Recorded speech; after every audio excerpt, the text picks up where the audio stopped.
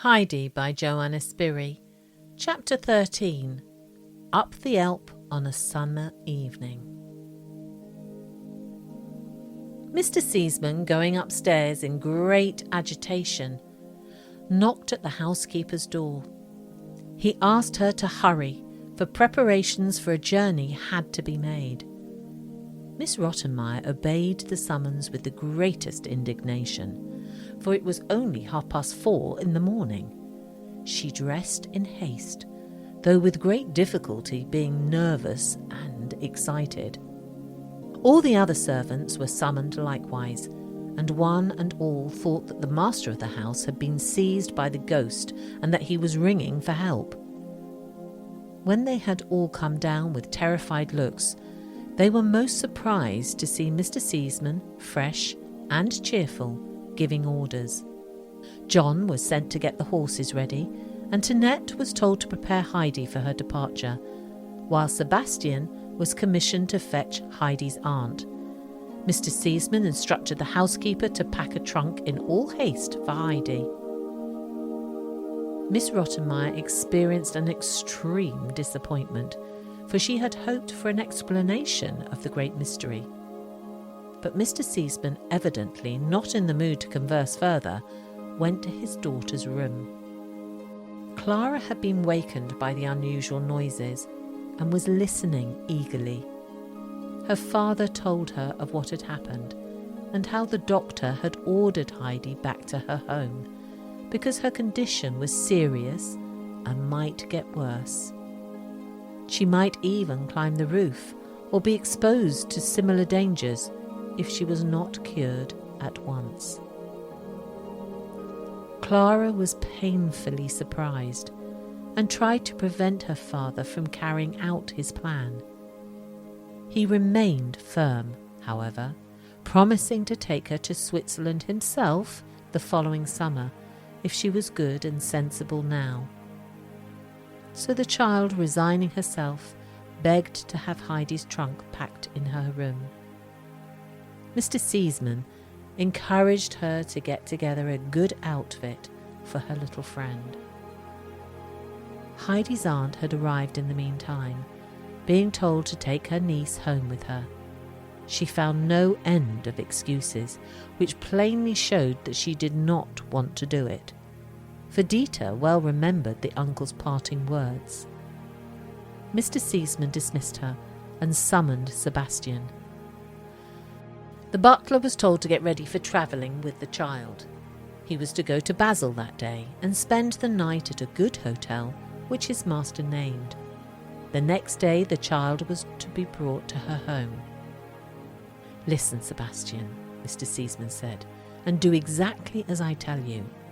I know the hotel in Basel, and if you show my card, they will give you good accommodations. Go to the child's room and barricade the windows so that they can only be opened by the greatest force. When Heidi has gone to bed, lock the door from outside, for the child walks in her sleep and might come to harm in the strange hotel. She might get up and open the door. Do you understand?" Oh, so it was she," exclaimed the butler. "Yes, it was. You are a coward, and you can tell John he is the same. Such foolish men to be afraid." With that, Mr. Seaman went to his room to write a letter to Heidi's grandfather. Sebastian, feeling ashamed, said to himself that he ought to have resisted John and found out alone. Heidi was dressed in her Sunday frock and stood waiting for further commands. Mr. Seaman called her now. "Morning, Mr. Seaman," Heidi said when she entered. "What do you think about it, little one?" he asked her. Heidi looked up to him in amazement. "You don't seem to know anything about it," laughed Mr. Seaman. Tinette had not even told the child, for she thought it beneath her dignity to speak to the vulgar Heidi. "You are going home today." "Home?" Heidi repeated in a low voice. She had to gasp. So great was her surprise. "Wouldn't you like to hear something about it?" asked Mr. Seaman, smiling. "Oh, yes, I should like to," said the blushing child. "Good, good," said the kind gentleman. "Sit down and eat a big breakfast now, for you are going away right afterwards." The child could not even swallow a morsel, though she tried to eat out of obedience. It seemed to her as if it was only a dream. "Go to Clara, Heidi, till the carriage comes," Mr. Seaman said kindly. Heidi had been wishing to go, and now she ran to Clara's room, where a huge trunk was standing. "Heidi, look at the things I have packed for you. Do you like them?" Clara asked. There were a great many lovely things in it, but Heidi jumped for joy when she discovered a little basket with 12 round white rolls for the grandmother. The children had forgotten that the moment for parting had come when the carriage was announced. Heidi had to get all her own treasures from her room yet. The grandmama's book was carefully packed, and the red shawl that Miss Rottenmeier had purposely left behind. Then, putting on her pretty hat, she left her room to say goodbye to Clara. There was not much time left to do so, for Mr. Seaman was waiting to put Heidi in the carriage. When Mrs. Rottenmeier, who was standing on the stairs to bid farewell to her pupil, saw the red bundle in Heidi's hand, she seized it and threw it on the ground. Heidi looked imploringly at her kind protector, and Mr. Seaman, seeing how much she treasured it, gave it back to her. The happy child at parting thanked him for all his goodness. She also sent a message of thanks to the good old doctor, whom she suspected to be the real cause of her going. While Heidi was being lifted into the carriage, Mr. Seaman assured her that Clara and he would never forget her. Sebastian followed with Heidi's basket and a large bag with provisions. Mr. Seaman called out, "Happy journey!" and the carriage rolled away. Only when Heidi was sitting in the train did she become conscious of where she was going. She knew now that she would really see her grandfather and the grandmother again, also Peter and the goats. Her only fear was that the poor blind grandmother might have died while she was away. The thing she looked forward to most was giving the soft white rolls to the grandmother. While she was musing over all these things, she fell asleep. In Basel, she was roused by Sebastian, for there they were to spend the night. The next morning they started off again, and it took them many hours before they reached Meienfeld. When Sebastian stood on the platform of the station, he wished he could have travelled further in the train rather than have to climb a mountain. The last part of the trip might be dangerous, for everything seemed half wild in this country. Looking round, he discovered a small wagon with a lean horse. A broad-shouldered man was just loading up large bags, which had come by the train. Sebastian, approaching the man, asked some information concerning the least dangerous ascent to the Alp.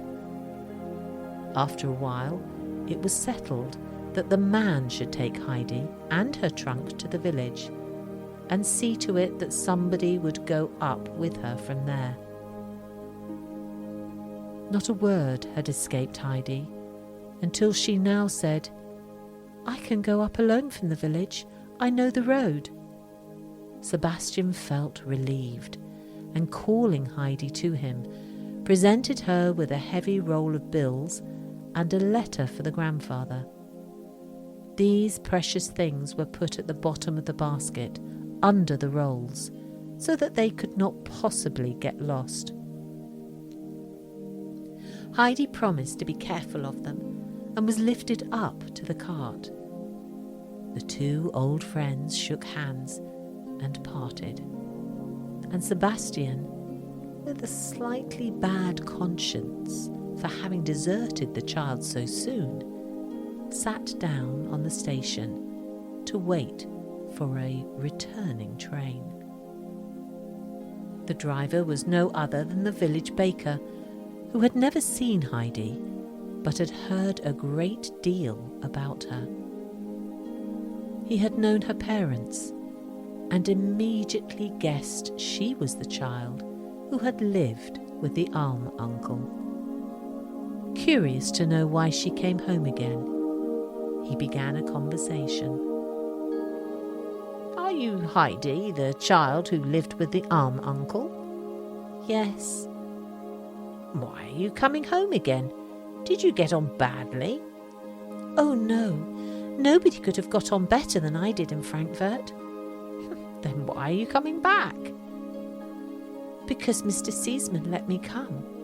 "Oh, why didn't you stay?"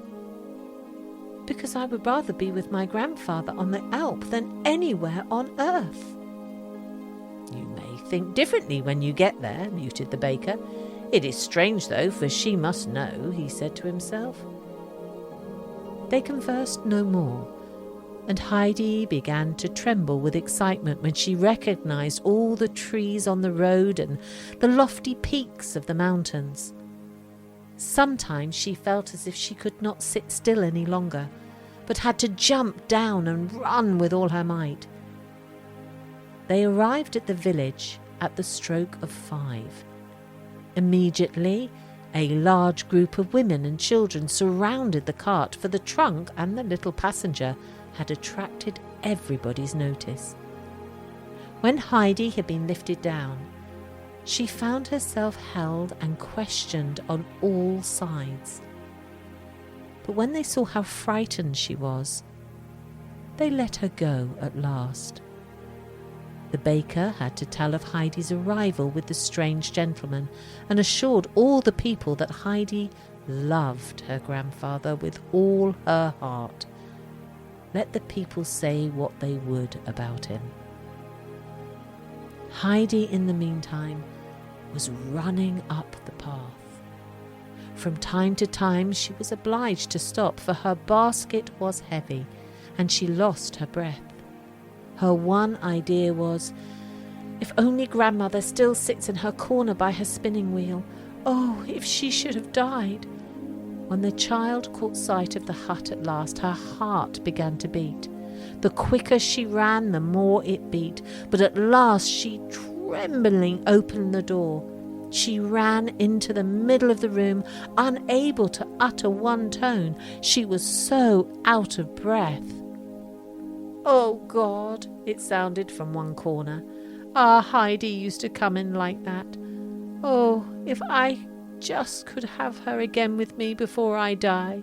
Who has come?" "Here I am, grandmother, here I am," shouted the child, throwing herself on her knees before the old woman. She seized her hands and arms, and snuggling up to her, did not for joy utter one more word.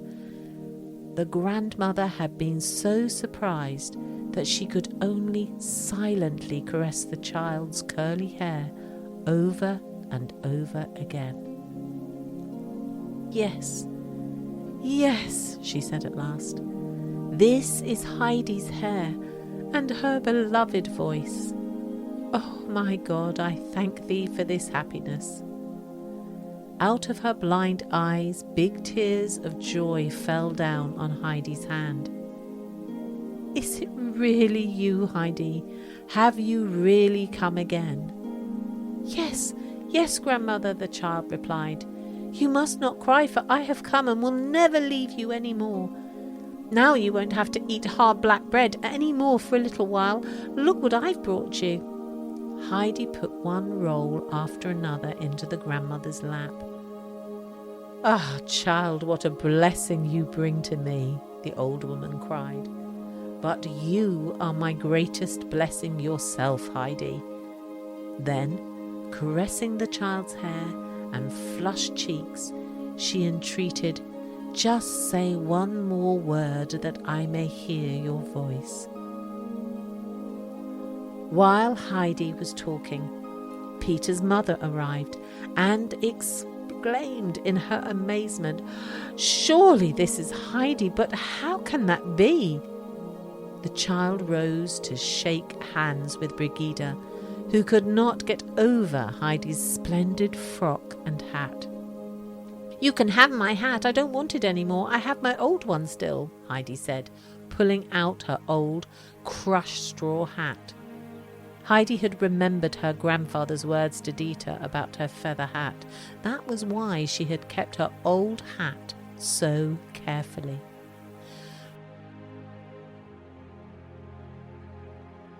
Brigida at last accepted the gift after a great many remonstrances.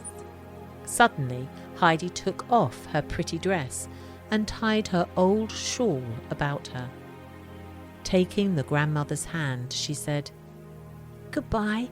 I must go home to grandfather now, but I shall come again tomorrow. Good night, grandmother."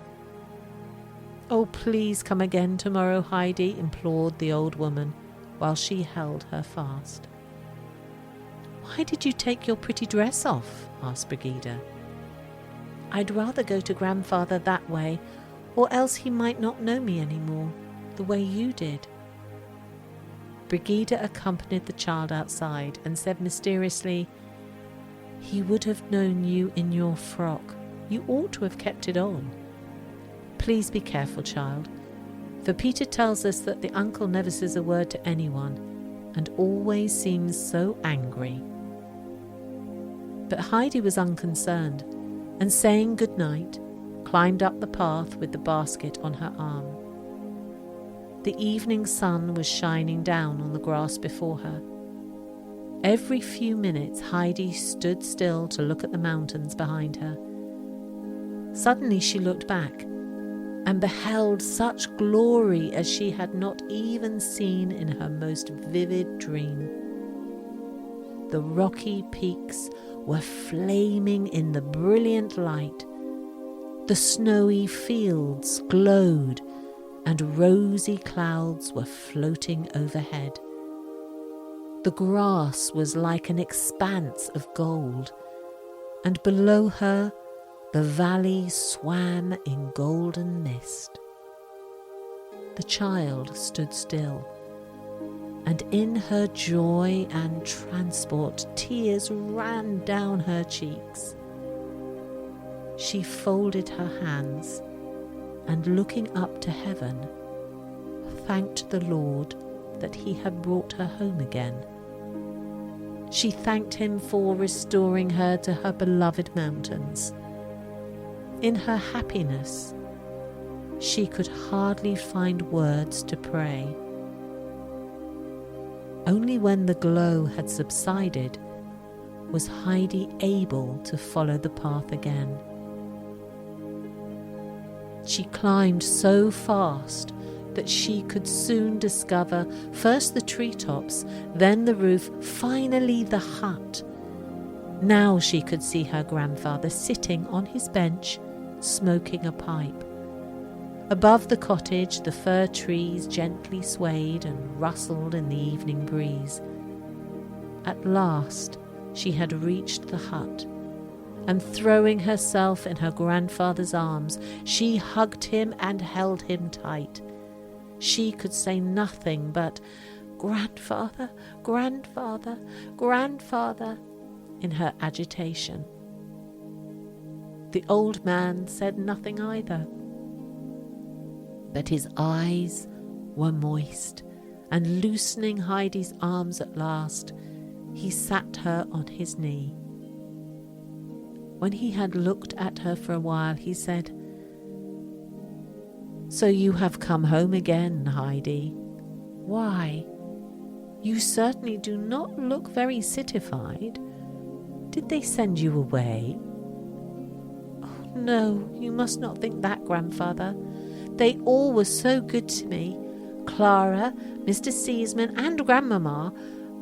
But grandfather, sometimes I felt as if I could not bear it any longer to be away from you. I thought I should choke.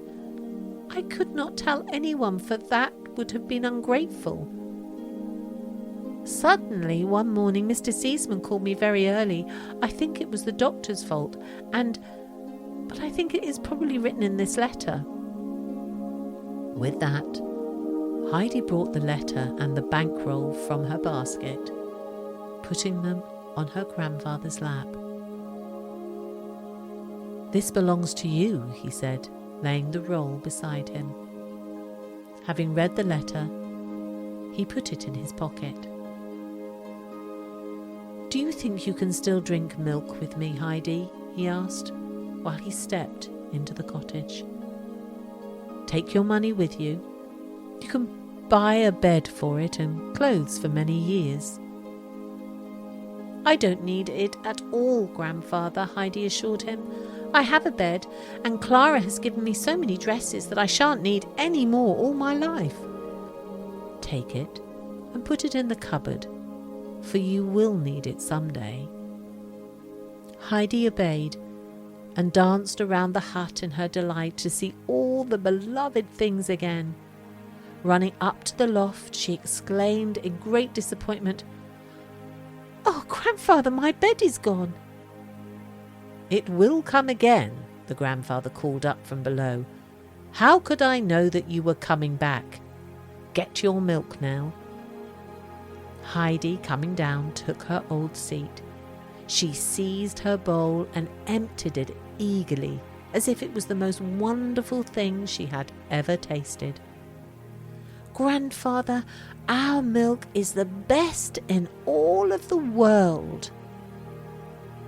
Suddenly, Heidi, hearing a shrill whistle, rushed outside as Peter and all his goats came racing down. Heidi greeted the boy, who stopped, rooted to the spot, staring at her. Then she ran into the midst of her beloved friends, who had not forgotten her either.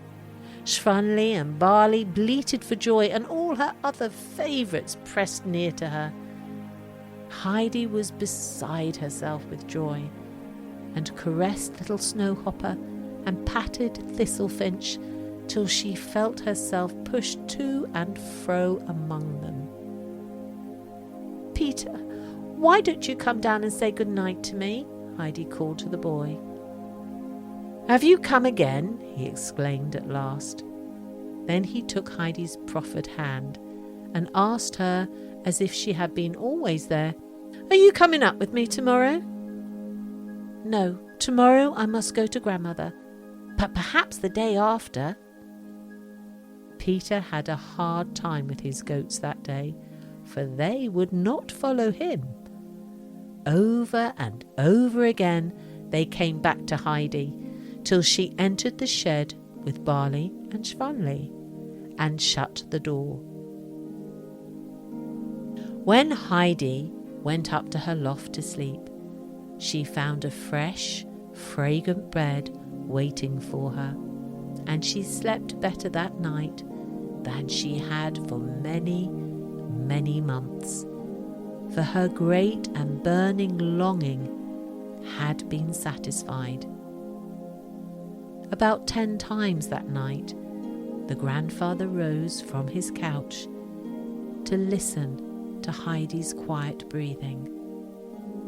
The window was filled up with hay, for from now on the moon was not allowed to shine on Heidi anymore. But Heidi slept quietly, for she had seen the flaming mountains and had heard the fir trees roar.